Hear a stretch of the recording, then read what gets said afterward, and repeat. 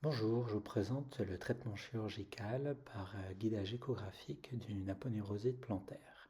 C'est une intervention que je fais sous anesthésie loco-régionale du nerf tibial et par guidage échographique à l'aiguille en consultation.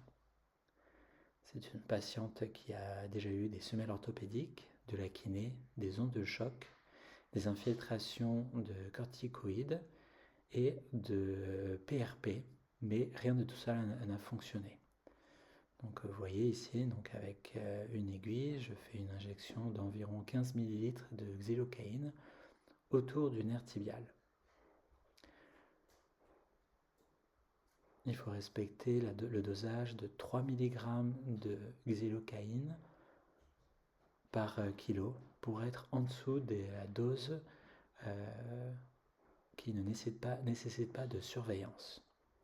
Ensuite, on fait un repérage au niveau de l'aponévrose plantaire pour voir à quel niveau l'aponévrose plantaire devient pathologique. On considère qu'elle est saine quand elle fait moins de 4 mm d'épaisseur et pathologique au-delà. Ensuite, je fais une hydrodissection, c'est-à-dire qu'avec une aiguille longue, j'injecte du produit pour mettre à distance la graisse qui est entre l'aponévrose plantaire et la peau, et à distance aussi les nerfs et les muscles qui y a sous l'aponévrose plantaire. Une fois que cela est fait, on peut commencer la section de l'aponévrose plantaire. Je sectionne la partie pathologique de l'aponévrose plantaire, une zone où il passe beaucoup trop de contraintes, et c'est d'ailleurs pour cela que c'est pathologique. Le fait de couper sous éco-guidage la zone pathologique médiale permet aux contraintes de passer dans la zone saine et donc de ne pas créer de douleur. De plus, la zone pathologique sectionnée se cicatrise, mais en étant un tout petit peu plus longue, et donc les contraintes passent dans du tissu cicatrisé plus sain car plus détendu.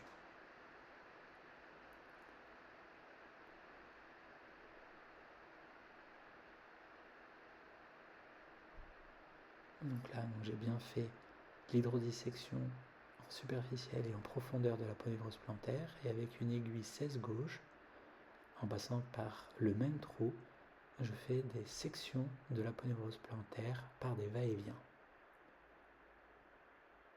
Je demande simultanément à la patiente de mettre sa cheville et ses orteils en flexion dorsale, afin de tendre l'aponévrose plantaire, ce qui rend le geste plus facile.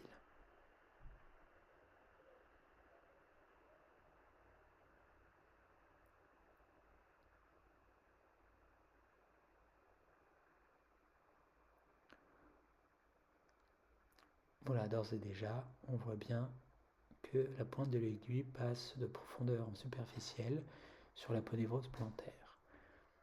Maintenant, je m'assure que l'aponévrose plantaire médiale a bien été sectionnée dans tous les plans et à tous les niveaux avant de considérer l'intervention terminée. Une fois que j'en suis sûr, j'arrête l'intervention. Voilà.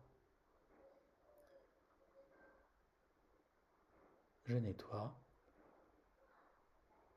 J'en profite pour peser donc la quantité de déchets que l'on fait pour une intervention en consultation, qui est à 335 grammes, ce qui est assez exceptionnellement bas pour une intervention chirurgicale. Les suites sont simples, sans immobilisation, avec des antalgiques simples. Elle peut poser le pied au sol dès maintenant.